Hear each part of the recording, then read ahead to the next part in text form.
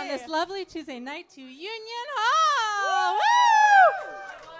This is The Scientists. I am Madelyn Freed. I'm Blythe Roberson. And woohoo!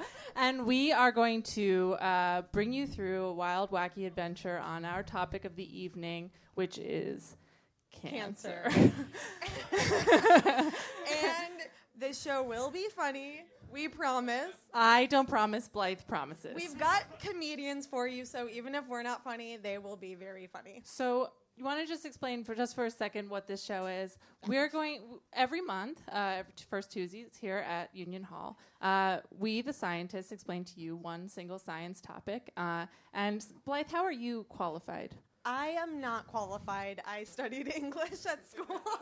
Okay, great. I studied anthropology at school, and I know how a computer works. Yeah, but we both know how to read articles. Oh, we're so good at homework. Okay. So, on that theme, we wanted to tell you up front what we read to prepare for the show, because we don't necessarily quote every single one in a footnote. We read The Emperor of All Maladies, a great book. If you haven't read it, I highly recommend. Siddhartha Mukherjee. It's killer. We have a very ragged copy in the back if anyone wants to borrow. Yeah. We also read some stuff on the New Yorker, Harvard Business Review, other articles. I have seen The Fault in Our Stars 3 times. And I read the book once. I would have read it again, but I gave it to my friend Yolanda, and she did not give it back. So, also, this is the other part of our bibliography, is Dr. Russell Leo Roberson. He is my dad.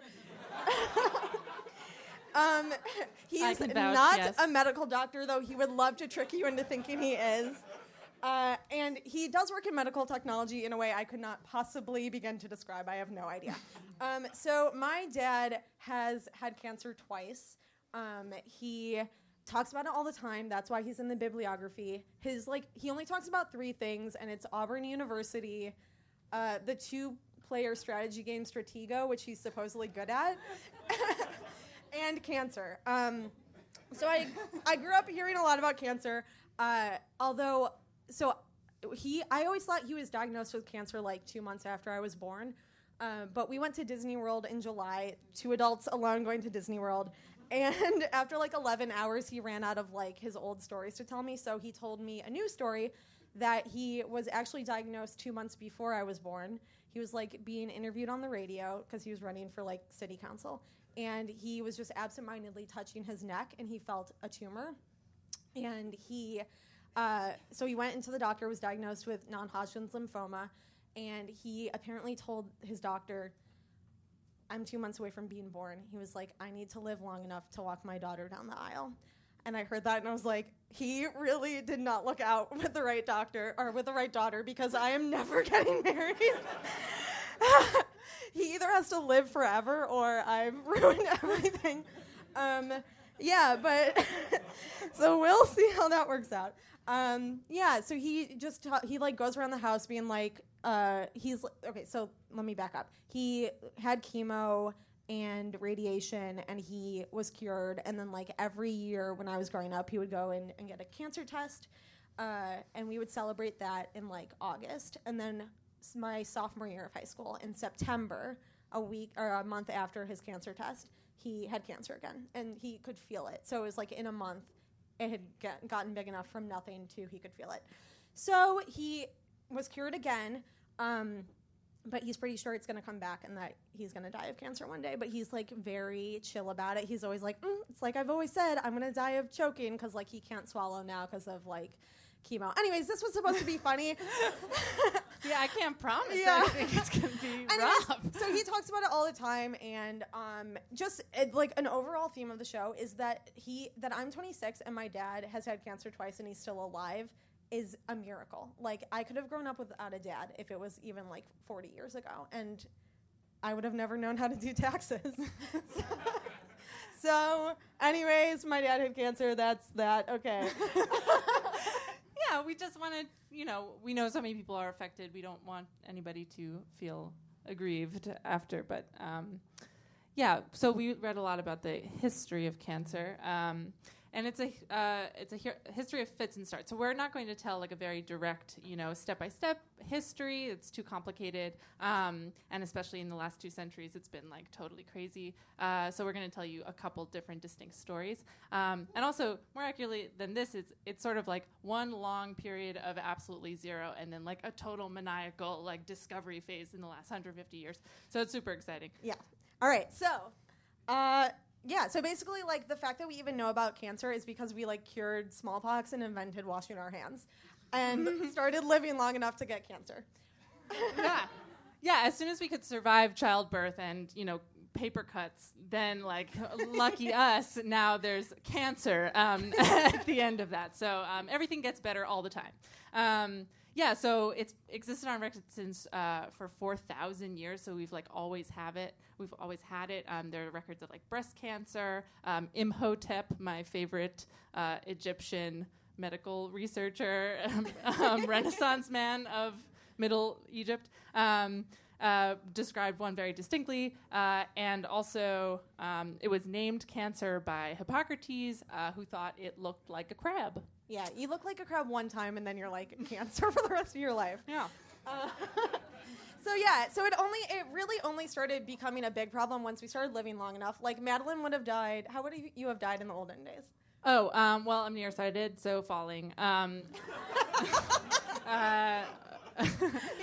was like breech baby, so C-section. I would have gotten married at age 14 to like a 38-year-old, and he would have murdered me for being too annoying.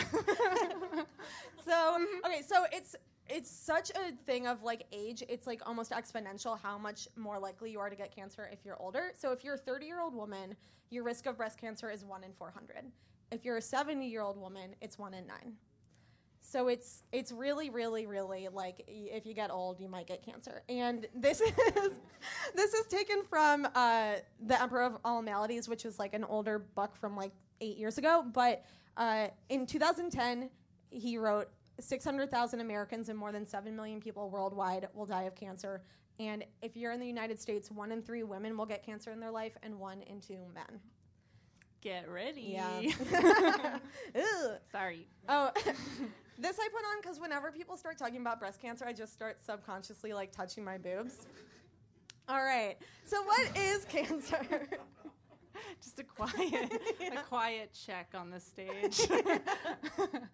Yeah, okay, so it's not one disease, it's many diseases. The cure for cancer is a myth. It's everything. It's like all sorts of causes, but essentially it's abnormal cell growth. And so the one thing that like makes us live, the thing that propagates us, the thing that we are evolved to do perfectly, which is have our cells divide and propagate themselves, something goes wrong, that growth becomes warped and insane and spooky and terrible, and it's you but like worse. A bad version of you. So just to like quote Hazel Grace Lancaster, the cancer primary source, if you remember from our bibliography page. Spoiler alert, this movie is a little bit old, but her boyfriend dies, and she describes it as he died when the cancer which was made of him finally stopped his heart, which was also made of him. And I cried for half an hour after the movie ended, after she said that. So cancer is an unchecked growth, and a lot of people are like, oh, it's a metaphor for our times. Well, Siddhartha Mukherjee said that, and we believe him. Like every age has their own, classic disease that is a metaphor of their time. Consumption, 1800s, whatever. But unchecked growth is ours. Yeah, we live in a capitalist society, so it's just like, I feel like if Bernie was president, cancer would be solved. I'm sorry, that's triggering for me. So that's our first story, is how we started to discover cancer in the past 150 years. So now we have a comedian who has actual jokes that aren't about how my dad is going to die of cancer. So you have seen him on Search Party and in Stranger Things, which is apparently back and very good. Very good. Give it up for a sketch by John Reynolds!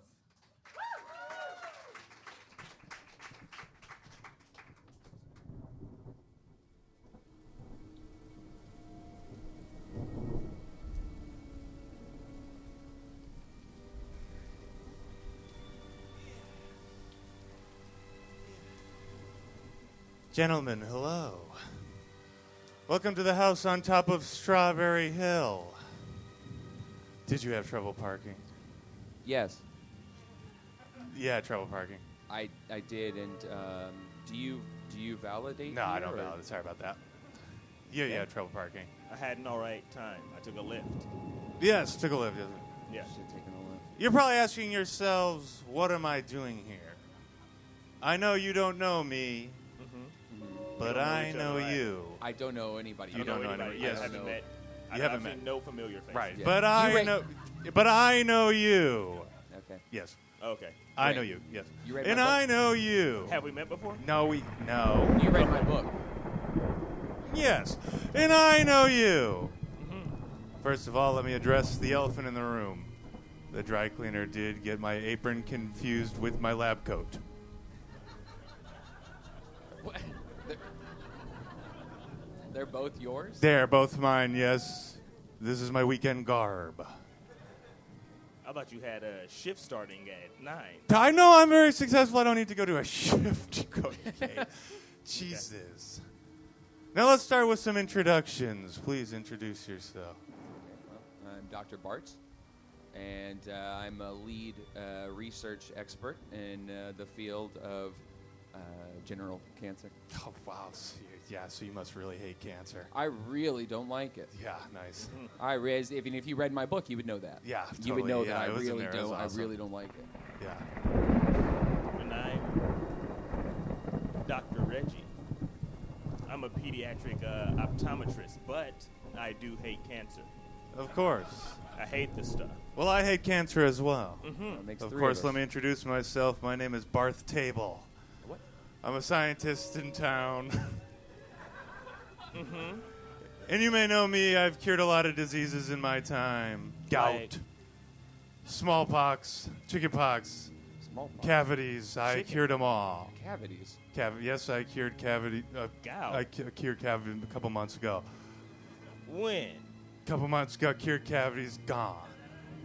You cured your own cavities? No, I or you cured cured cavities in all- general are gone. A couple months ago, I did that. Okay. Yes. Now, fellas, I've brought you here today to bring up something very special. Okay. How much would you pay me if I had a way to cure cancer? To cure cancer? Cure cancer. To cure cancer. It's a plight. I would say that would be invaluable. But please put a number on it. Okay, I'd say a million trillion. To what? Yeah. I'd I say would- a million To how trillion. what the I would- fuck? I would say 1 million trillion. Oh, wow. Okay, yeah, right Yeah, on, that's what guy. that's I what would I do. think. I would also go a million trillion. Oh, what the? Oh. Of course, you'd have to spread it over a couple credit cards. Joe, yeah, Joe, I thought you guys were going to go around $100 or something. Uh huh. Oh no. No, that's not. No. Hoochie Man Square, all right. That's fine. Well, then you're going to like what I have here today. All right. Fellas, I have a way to cure cancer. Okay. Okay. Feast your eyes on my latest invention. Fantastic. Hydrocop! It's time to water up. Fascinating. Yes, okay. I gotta say, every science. Behold the Hydrocop. Yeah. It's time to water up. Cancer sucks. Me being a scientific man, I have to ask, what the fuck is going on here? Can't you tell I've created this robot here? He runs entirely on water, and he's going to defeat cancer. We'll do away with all that mumbo-jumbo and all the excess dough it takes with all the medicines and whatnot. Entirely on water, this robot will beat the shit out of you, and the cancer gonna fall out. This is a robot? Yes, a robot. And the cancer go fall out. Gonna fall out. The cancer go fall out. This robot let me demonstrate. Okay. Okay, great. Hydrocop. Complete silence. Nope, chill out. Todd, chill out. The Hydrocop. Todd, chill out. Quick, Todd. quick, the cancer is spreading to the toes. Okay, Hydrocop, engage. It's time to water up.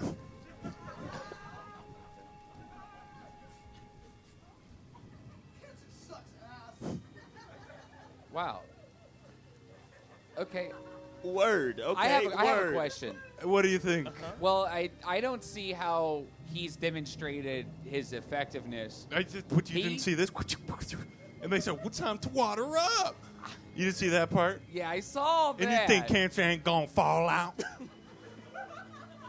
I guess I would like to see it demonstrated on someone or something with cancer. And then- Well, this man. Quick, hydrocop! The cancer is spreading to the knees! Cut it out, Lise. It's time to get fucked up. Okay, Todd, chill out. Fucked Todd, up. Todd, chill. Fucked up. I think there's something wrong with your robot. Okay, Todd just said. Let's get some coke. No. Yeah, Okay. yeah. I gotta also ask: Yeah. Is this a robot or is this somebody named Todd? Okay. He's a robot made entirely of my nephew Todd. Okay. Okay. Word. I can assure you, is a robot made entirely of my nephew Todd. Okay. All right. Well, I mean, Pretty impressive looking kid, huh? Robot. Well, how old is this kid? We're not sure, but anywhere from 6th grade to 33. Shouldn't he be in school or something? This feels like a That waste ain't of gonna time. happen. We can't. Look at this thing. I can't bring this in class. well, you got to put a shirt on it. Yeah, because he's got these. It looks like he drew his abs on, but he didn't even give himself a 6-pack. He's got 4. He's got just 4 abs. Don't forget about 1, 2. Okay. Yeah. Yeah, there we go. Yeah, Don't I forget forgot about 1, 2. I forgot about 1, 2. Hydrocop, the cancer's spreading to the hair. Oh, cut it out, cancer. Not today. Today's my day. And Cancer sucks ass, I promise. Rock and roll's rule. Wait. Also, can cancer spread to the hair? Yeah, so I think we all know cancer can pretty much spread anywhere. Oh, gotcha. Yeah. Okay, and yeah. from what he did, cancer gon' fall out. It gon' fall out. Okay. We went to a rock and roll McDonald's earlier. He cured it all. he went to the Rock and Roll McDonald's I took a rock In and roll Chicago, McDonald's. in Illinois. Chicago, Illinois. Yeah, we cured cancer there. And there was some kind of A defense? bunch. It was clear a bunch of them were roaming around with it. Okay. And then Yeah, Todd for went to sure. town, beat it out. That fell out. What did it? Listen, fellas, let's not dilly-dally, okay? How much for Todd? We sent him to the pharmaceutical company. He starts whumping ass. How much for Todd? Yeah, that's gonna be a no from me, dog. Yeah. You're kidding It's gonna be me. a no You're from kidding me, me, dog. Todd. And for that reason, whoa, Todd. Todd. please. Todd didn't even hit me that hard, and he gonna get some cancer to fall out if he ain't even hit me that hard. How much? I haven't said. Okay, that's problematic for me. I don't want to invest in somebody's robot's drug habit. It's not even. Let's stop calling Todd a robot. Okay, guys. Todd's Todd's a person. robot. Look, I'm gonna level with you, fellas. Just give us anything. Maybe the $100 will do. Okay. We're on a 2-month bender here. We need some cash. I can't invest in anything unless I see him hit something and then the cancer go fall out. Stop that, Todd. Todd. It's time to get fucked up. Fellas, Not- it please. is It's not time to time get yet. fucked It is up. not time to get It's fucked time to up. get fucked up, fellas. Please, anything. Just lay down a number. I had to I'll park accept. 10 No. blocks. Any number, I'll accept. Please. Todd and I went down to Vegas last week and blew all the dough. You, I had a grant to cure cancer. Todd and I got fucked up. We're on a 2-month bender and we went down to Vegas and blew all the dough at the Bellagio. Hell no, I want no part of that. Dr. Table, was it? Dr. Table. Dr. Table. Dr. This Barth is- Table?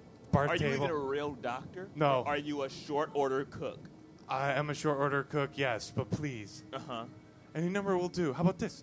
We're digging a pool in the backyard. We found the talisman of Amun-Ra. How about that? What do you want about that? The talisman of Amun-Ra, $100, $105. The Talisman of Amun-Ra, what does that do? Oh, we're not sure, but a name like that's got to be pretty fucked up.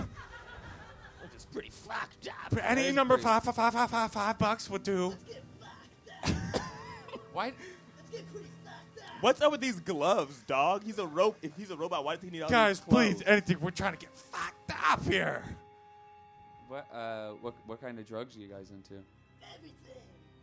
VH1 sucks. MTV rules. Surfing's Whoa. cool. final offer, guys. Anything to help out. What is this robot on right now? We're not sure. We just been kind of mixing what's in the pantry. Uh-oh. Turn the water off! Guys, anything will do. Yeah, dog. No. Yeah, I can't Yeah, you're put not money going into to- Nothing, Todd. huh? Nothing. I really can't. The Okay. talisman of Ramen Ra? Amen, Ra. Amen Ra. Amen Amen Ra. Ra. All right. Well, Sounds interesting, but guess inventing's over for me, and probably have to go get a real job down in an office.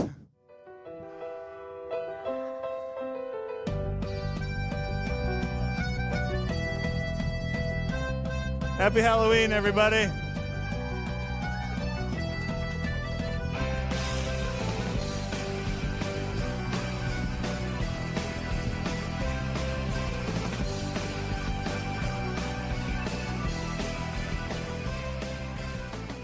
Give it up again for John Reynolds and co. Wow. Oh, wow. Wow. I'm gonna be thinking about that one for a while. And you've noticed in a starring role, Gary Richardson, who has been on this show before. Little woo for him. Woo. He's good. Okay, our next story about cancer is Madelyn. Do you want to lead this one? Oh yeah, I'll lead this one off. Okay, so here let's dive straight into like one of the first breakthroughs. Like, so we've gone from 4,000 years ago, cancer looks like a crab. Essentially, the only thing you could do was just carve out shit from people. If you saw a mass, you tried to get it out of a person. But there is so much danger when it comes to that, and it really took entering the modern age and solving really fundamental problems before we could make any breakthroughs at all, which was you had to be able to survive surgery. Because if you can't survive surgery, then you're fucked from the start. Yeah. So you got this really this confluence of a couple different things that happened in the 19th century, where they figured out how to disinfect things and how to be able to cut into somebody and have them survive more than half the time. Yeah. Um, So we've got this guy, William Halstead, who, as you might be able to tell from his appearance, was a total cokehead. Huge. Huge. And when he wasn't addicted to cocaine, he was trying to get off of it with morphine. But that didn't stop him from being one of the most renowned surgeons of all time. He was on this cusp of had been in hospitals where they were carrying around buckets of pus to really making strides on cancer. So he invented this method that is still carries his name, called a radical mastectomy.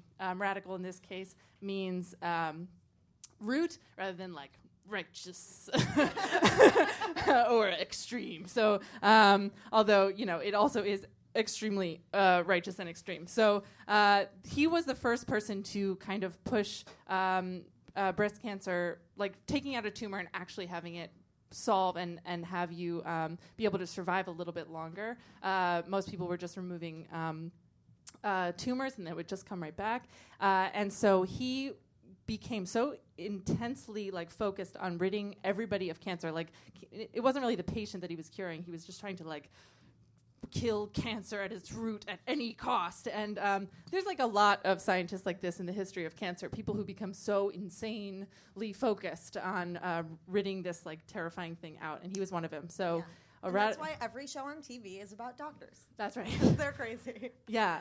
And he was initially successful, and he became this preeminent doctor. Everybody believed him. There was an entire his brain. He was an incredible genius. His model of how cancer worked infected the entirety of the medical sciences in the time that he lived. Radical mastectomy means carving out absolutely everything that you possibly can. Yeah. It's a little grim. It's you not only take off the breast, but you go up into the neck and you take out the ribs, and it's horrible, and it leaves you disfigured. And people were happy and willing to do this because they were just get it out of me. Yeah. But it was a lot. rough. Yeah. Yeah. Oh, yeah. And so there was evidence within his lifetime that it wasn't necessarily reducing by that much the rate of recurrence of the cancer. Yeah, it worked for a while. I'm not exactly sure how this works, but it wasn't they could not prove that it reduced actually how much you were going to survive. And it was very much staring him in the face, and it was staring everybody in the face, and they wouldn't admit it. And this is one of those cases where, like, human beings get in their own way when it comes to science. Like, this guy had everything riding on his preeminence as a surgeon. If this didn't work, he was nobody. And it had been the thing that was so successful, so it's hard to be like, well, but really, is it that successful? And it took, like, a new wave of doctors coming in with, like, better ideas, and also, like, patients who started to advocate for themselves to make it stop. Yeah. You can't really have some of those ideas die out. You can't really get past the, like, one genius guy who took over the, like, entire world with his ideas until those people die out. Like, you need this new blood who are not as emotionally attached, and that's the only way that this progressed. Like, for, 50 years, this was the only method that you would use. But thanks, feminists. Yeah. For everything. For everything. But this was there was a tide that changed where you said, you could start saying no to a doctor. You could start saying, like, I don't think that's the thing that should happen for me. Rachel Carson from Silent Spring was one of the first people that was like, no, thank you. I don't want you to do that to me. Yeah. And it turns out that his model of understanding how cancer spreads was wrong, and that the, like, scraping away of everything didn't even help because it doesn't spread from one source. It spreads in a different way. It, like, goes into your blood, and then it, like, goes to sites that are more susceptible. It's not like grayscale in Game of Thrones. You can't just cut it off. That's right. You can't make me care about Game of Thrones, Blythe. But also, like, so it's like we're saying, okay, this procedure was a bit much, but honestly, all cancer treatments are a bit much, with, like, a few exceptions that are targeting specific things. Like, if you, like, my dad had, like, chemo and radiation, and you're attacking part of you that is made of you, right? And so one guy wrote, I think I have, like, a laser here. Yeah. Cancer treatment is almost but not quite as hard as, like, finding a drug that will kill your left ear and leave your right one intact. Like, my dad was always like, they basically are just trying to kill all the cancer and kill as much of you and hope that you grow back and the cancer doesn't grow back. So, like, my dad had these things, and now he, like, can't, it's hard for him to swallow. He has to get surgery to have his throat stretched. He has, like, vitiligo, which is what Michael Jackson had that made his skin splotchy. I might be pronouncing it wrong, too. I should, like, learn what my dad does for a job and what his diseases are. Vitiligo's right. Yeah. He has neuropathy, which makes it feel like all his body is, like, asleep all the time, so it's hard for him to, like, walk. And he, like, all his teeth, like, fell out. It's a million things, but he's always like, well, it's that or you're dead. And that's how, if you have cancer, you're like, I'll do whatever to not be dead.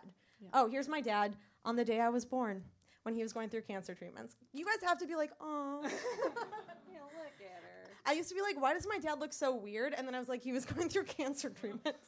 It's horrible. Also, the glasses are not helping. Our next little story is about screening and early detection. More laughs. Because this one, early detection for thyroid cancer is not as beneficial as you might hope. And so we're using this, but it kind of applies to, like, other, like, breast cancer at least. Also, I Googled thyroid, and this is how they look. This is a picture of a thyroid. Okay. So in the early 2000s, South Korea started, this is from an article in the New Yorker that was, like, a month ago. It was really good. South Korea started really aggressively screening people for thyroid cancer. So it's like this kind of machine when they would come in. And they would, like, if they found, like, a nodule, they would biopsy it. And if it came back as cancerous, they would remove the person's thyroid gland. And people just started doing this left, right, and center. Like, it was extremely popular.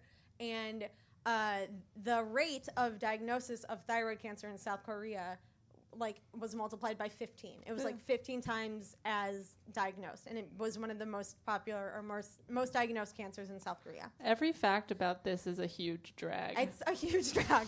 So they were removing all these people's thyroids, which I imagine was not fun because it's an important thing. Do you know what a thyroid does? It's something about weight. I know that when you, like, gain weight, you're like, I guess my thyroid's fucked up. Oh, yeah. My mom had hyperthyroid after I was born, and she lost all the baby weight real fast. My mom had the opposite. Cool. So they were diagnosing this cancer at a huge rate, but the rate at which people died did not change. People were still dying of thyroid cancer at like the same amount. Ugh. So the problem with early detection is that not all tumors that are cancerous will eventually cause illness or eventually kill you. That's good. Which is great. But not so great if you had someone take out your thyroid. And so in 1985, so 15 years before this South Korea thing even started, researchers in Finland did this thing where they would have people that died of unrelated things like car accidents or heart disease, and they checked to see if they had thyroid cancer, and 1 in 3 cadavers did. But 1 in 3 people are not dying of thyroid cancer. And a similar study was done with breast cancer. Like, a lot of people die with cancer that they didn't even know about because it wasn't causing them any real problems. This is a very good news and also a huge drag. Yeah. Both. I'm realizing there are literally no jokes in this portion. None. Not a one. It's a sad thing, but it's true. I mean, we're living in an age where we're starting to get cancer, and our doctors and researchers are brilliant, and people are really invested in our philanthropists are raising so much money, and things are happening. We're being able to detect it, but it's not necessarily always helping. Yeah. And they found that for every one person that lived that wouldn't have a thyroid cancer, 30 to 100 people had to get their thyroid removed for no reason. So, yeah, and this is God, it's just all a terrible drag because, it's so scary, right? You get some diagnosis and you don't really understand, what it exactly is, and so you, kind of go to the most extreme thing you possibly can, and it's not necessarily the right thing to do because it's just so scary, and it, comes, and we, you get it, but yeah, doctors are working on being able to tell, which cancers need to be removed. It's different for every person. You could have the same, they literally have done studies where they take a tumor and they put it into a bunch of different chickens that have different genes, and some of the chickens get cancer and some don't. And if the chicken had just broken its wing, it was more likely to get cancer. Anyways, it's really hard. We don't know yet, so you should probably just get your thyroid It's all removed. frightening and random, and who knows, and it's crazy. It's crazy. Yeah. So, despite this terrifying descent into the truth with no jokes, here's the section of our talk where things start to turn around in a very kind of psychotic way. So this is where a couple of doctors sort of cure childhood leukemia of a certain type. That's fun. That's good. So, yeah. So So leukemia, literally, here, I think I have it. It means white blood. It's from Greek. And you have too many white blood cells. As you can see here, when you Google leukemia and this comes up, a woman who's mildly upset that she has leukemia. Yeah, leukemia is the multiplying of the white blood cells, the way that a tumor is multiplying of a different type of cell.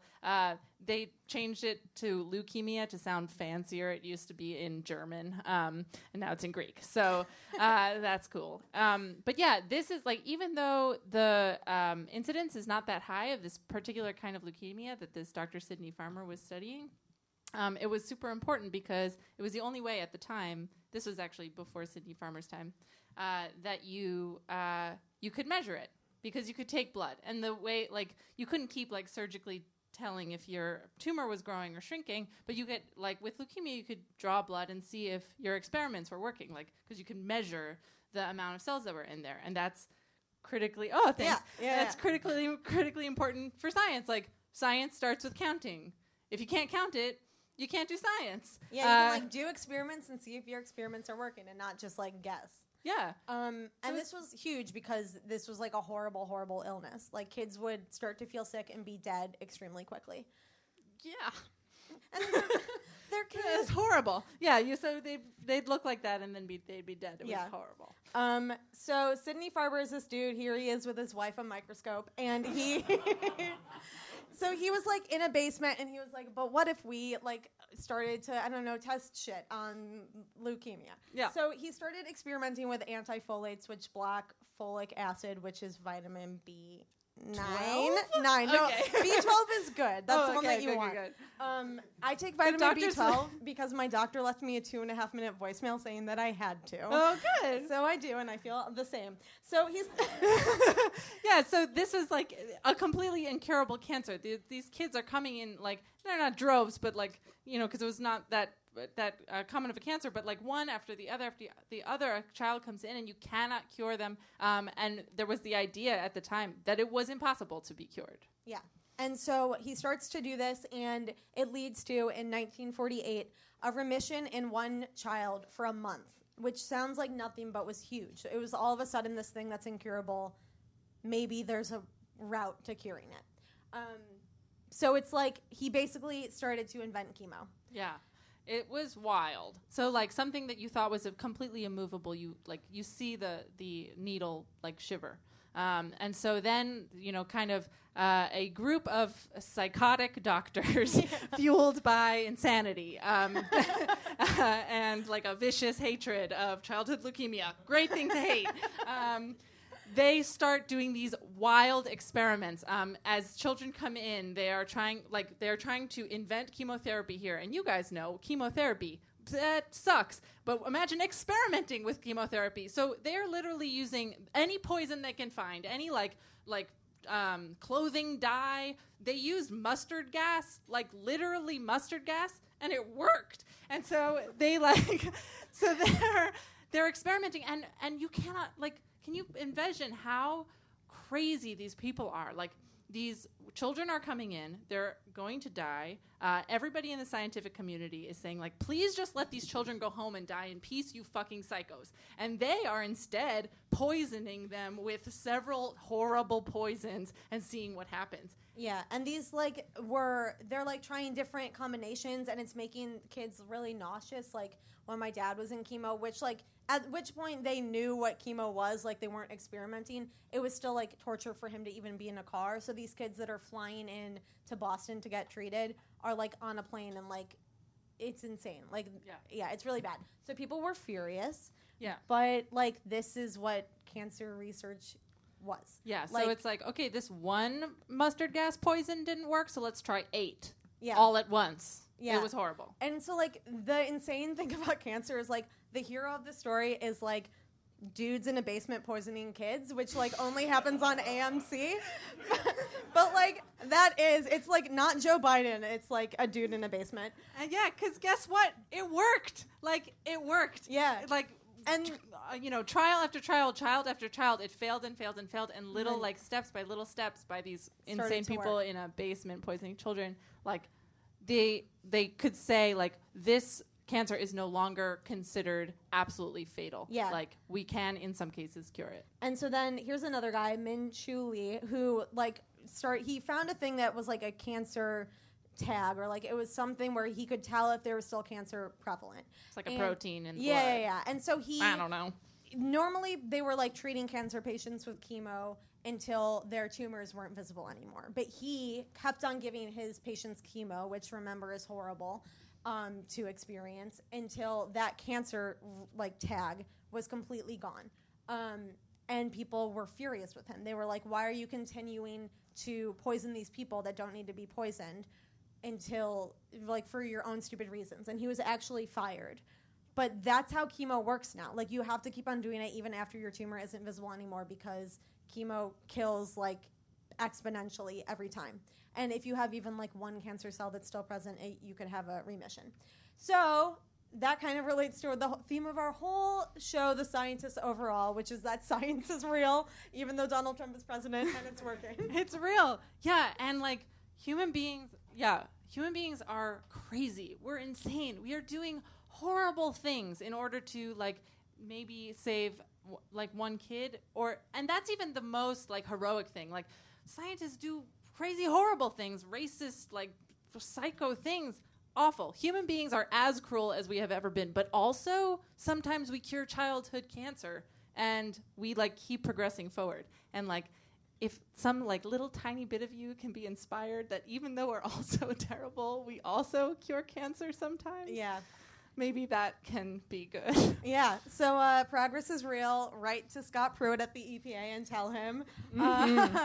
So that's our fourth story. Now we have our last comedian coming up. She's so great. She is a Lovely. producer at The Rundown on BET. Please give it up for Sachi Ezura.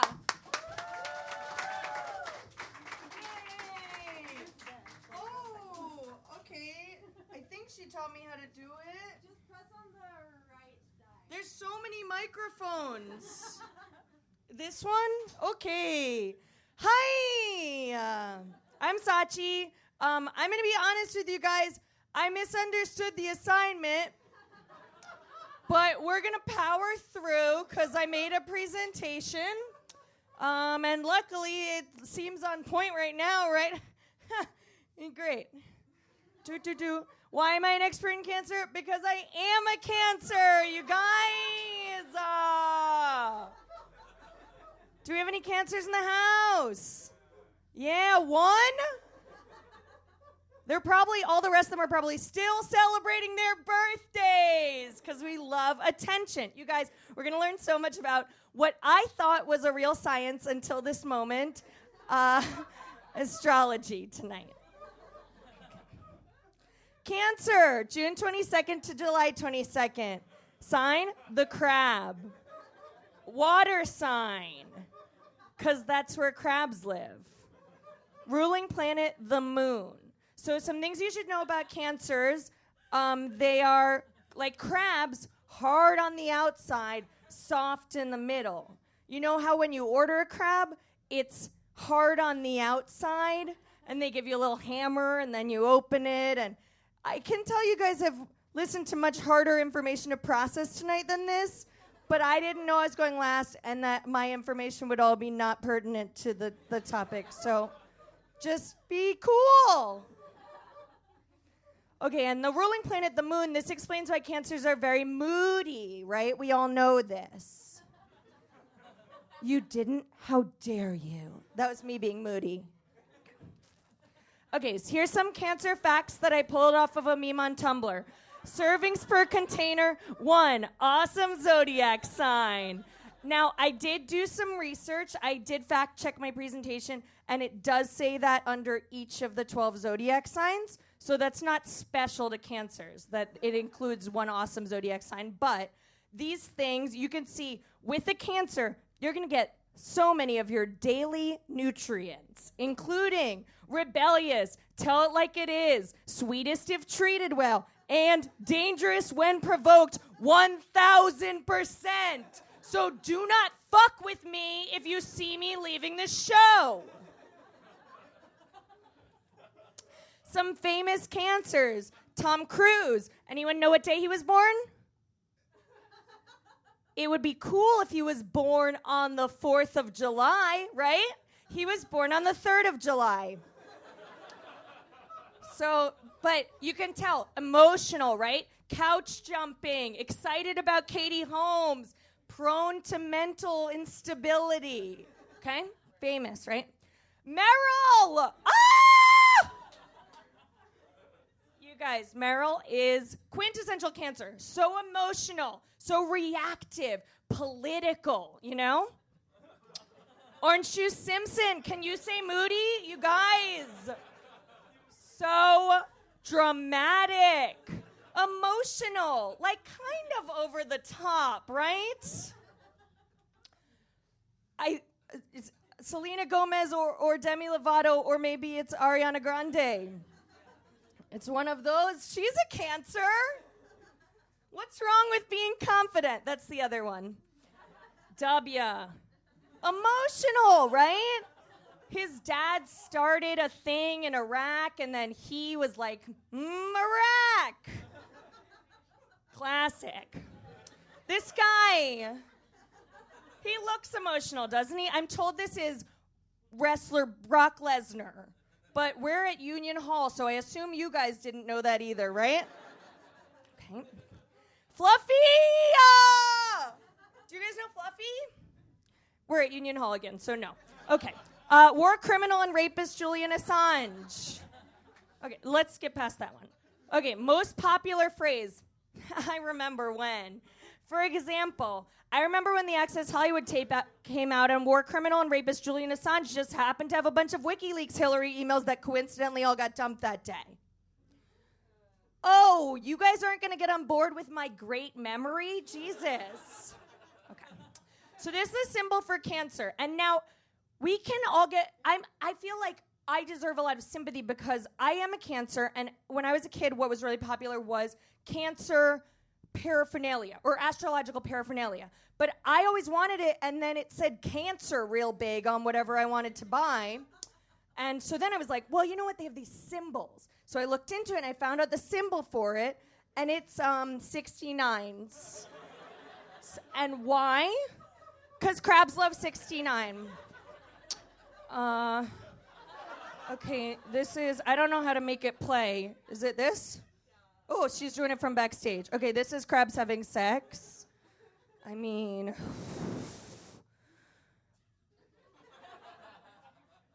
we've all been in this situation with regards to sex, right? Is there some volume? Can we get some volume? There's no audio. Okay, well, it will tell you that I'm pretty sure that Brian McKnight's one, It's Like a Dream Come True is playing behind this crab video that I did not make. But you could see they're 69ing, right? Listen, I did as much research as I could for this show, and this is what I got. Okay, now I think that one of them got a pack of cigarettes in return for the sex, and he's bringing it in his hole. You know, classic post-coitus. Okay, that's the end of that video. Okay, what's next on here? How do I make it go forward? Oh, yeah, okay. So my birthday is July 2nd, same as these people, okay? We got Dave Thomas from Wendy's. We got Larry David. We got Lindsay Lohan. And we have Thurgood Marshall, okay? I know you guys probably don't know that that's Thurgood Marshall because they have the Black Panther playing him in a movie right now, and that guy does not look like that guy, but believe me, okay? So what do these people have in drama? First of all, what do these people have in common? First of all, they're hot, okay? Second of all, drama, right? It's like the chicken, the little annoyances of everyday life. You know. And then, does anyone know any of the Thurgood Marshall Supreme Court decisions? I didn't look that up, but you gotta assume he's dramatic, right? I mean, they have a hammer. Okay. So dominant personality traits of a Cancer. Dramatic, we went over that. Empathetic, okay? They feel all the feels. Like right now, I'm feeling all your feels. That's hard for me. Okay. Sensitive, a water sign. We cry a lot because our bodies are made up of water. Hard shell but soft inside. We went over that already. Soft shell crabs, I know that's what you were going to say. They're also kind of hard on the outside.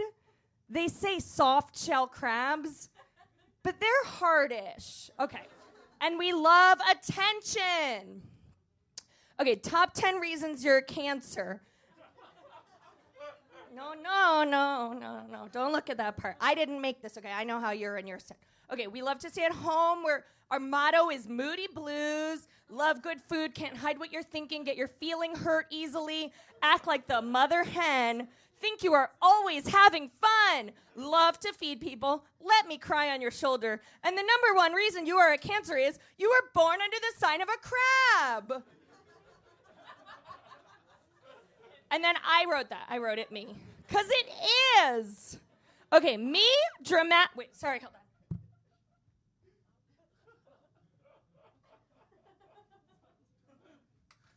Me, dramatic. I'll clean that up. Okay, so this is my favorite picture of me from when I was 7, and I was like just doing a whole thing, much to my parents' annoyance. And here's me at my wedding. My husband's family was not happy about this picture. Me, empathetic. Okay, so you might think, what does this picture have to do with empathy? So I played Frenchie in the high school production of Grease, and she is the most empathetic pink lady. Okay? Right? Yeah, she's great. Okay, so I will demonstrate to you guys. Miss, what's your name? Hannah. Okay, and Hannah, on the count of 3, I'm going to say how you're feeling, okay? Ready? You're going to say it too. Okay. 1, 2, 3. Excited. Oh! Did you guys hear? We said the same thing. Okay. Me? Sensitive? I am quite sensitive. So I thought I would share with you guys. First of all, this is a picture of me at age 3 sitting on Emo Phillips' lap. I was actually crying. They did not want me to cry. They just wanted me to look scared. But they could not get me to stop crying once prompted. So I'm going to share with you guys something a little bit vulnerable right now. And this is some things that have made me cry. Okay, any of the episode of The Simpsons where they're mean to Lisa? Sisterhood of the Traveling Pants 1 and 2. Sex and the City 1 and 2. Kim Cattrall saying there will be no Sex and the City 3 and that the women of Sex and the City were never really friends. I ran for president of junior chorus in 8th grade and I lost and I had to be the secretary of junior chorus. Humiliating! And I entered a hat contest and a popular girl won cutest hat and I won funkiest hat. Okay, here's some more. My boyfriend yelled at me for forgetting to DVR Steve Carell's last episode of The Office. There's a lot of TV themes here, okay? I did not have a lot of friends. Series finales of Friends, Buffy the Vampire Slayer, 6 Feet Under, Gilmore Girls, The OC, The Office, and Parks and Recreation. Anytime a black lady gives an acceptance speech at an award show. The Sixth Sense was spoiled for me by Z100's Elvis Duran, and that was devastating. One time I slept through the Thanksgiving Day parade, and when I woke up, I found out I had slept through it, and then my mom was like, I'm sorry, there's no YouTube yet. And then I didn't get to see the band Together. Do you guys know the band Together? Okay, a couple of people. So a brief digression. What is Together? Okay, Together is a fake 2000s band. And when I was 15, my mom drove me 4.5 hours to Saratoga Springs to see them open for Britney Spears. So they had a movie, and then they had a TV show, and in between seasons 1 and season 2 of the TV show, one of the members died. This is true. So his name is Michael Cuccione. He was my favorite one. His character's name was Jason QT McKnight, and on the show, he died of biliary thrombosis, but in real life, he died of Hodgkin's lymphoma. It's cancer! You guys, I was prepared! Oh my God, what a fun surprise. Anyway, they did not perform that night, and instead they had BB Mac, and so I cried. Okay, next. Okay, one time the kids at school, I thought I was like Hermione from Harry Potter, and I told them all that, and they were like, you're not like Hermione, you're like Moaning Myrtle. So I went and cried in the bathroom, which is what the character does. So I proved them right, but regardless, cancers, okay, so finally, this is the grand finale. Cancers hate self-important people. They'll be all like, bitch, please. I didn't make this, okay? This came from Tumblr. Somebody else put a lot of thought into this, so you guys need to treat it with the respect it deserves, because it's so true. So, in conclusion, bitch, please. Thank you.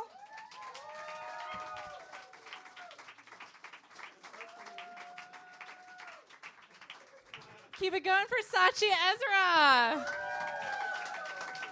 Oh my God, I have never related more to cute girl gets cutest hat and I get funkiest hat.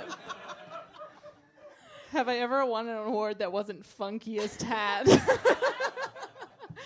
Answer is no. Once I won a math pin. Oh, congratulations. Thank you. All right, so our last story about cancer is the marketing of cancer. So we've talked a lot about like doctors doing research and stuff, but there's also a whole other wing, which is philanthropists raising money to fund research and etc. So like just knowing the truth isn't always enough. So we're going to talk about tobacco and cancer. Before we've been talking about the cure to cancer, and this is like the prevention. So like you can have cancer and try to cure it, or you can know that something causes cancer and then not get cancer by not interacting with it. Wouldn't that be great? And like philanthropy, which is a hard word to say, plays a huge part in that. So this is from a Harvard Business Review article, but like through like decades and decades of funding, like made it clear that like tobacco is harmful to health, which was hard to prove because like everyone smoked, and so it's like, how do you prove that this thing that everyone does causes this thing? But they did. They proved it eventually. But then it's like, how do you get people to stop smoking? Because we live in a capitalist society. Did you forget? And Aaron Eckert's whole job is to like make people smoke cigarettes.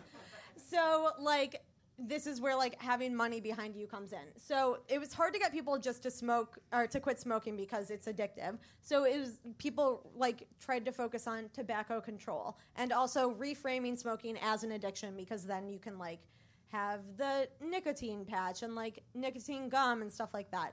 And people had to like pour money into higher cigarette taxes and like outline smoking in public places and outline advertising smoking to kids and mass market advertising. And like that's stuff that doctors don't have anything to do with, but through these like efforts of people who aren't doctors, smoking fell from 42% to 15% over the course of like 35 years. Yeah, and I mean, a lot of these do have to do with telling people like, oh, you're going to get cancer if you have this, but a lot of it is just like just tricking human beings into behaving better. And so it's just like, you know, we are always getting in our own way. Like you can tell anyone that, you know, it's bad to smoke, but until you disallow all cigarettes from being sold on a college campus, like they're going to be smoking up a storm. So it's like you just can't tell somebody the truth and expect them to do anything about it. Yeah, it's like people for years were like, you have to wear your seatbelt, and I was like, the government can't tell me what to do. But then my grandma told me that one time her cousin was in a car accident where she was sitting in the passenger seat, and they got in a car accident. She wasn't wearing her seatbelt, and she went out the driver's window and was fine, but she kicked the driver in the face on the way out. And that's what stopped you, the kicking in the face? Yeah, and now I wear my seatbelts. We're in a huge fight because that's anyone who doesn't wear a seatbelt I get very angry with. If you want to fight me later, that's fine.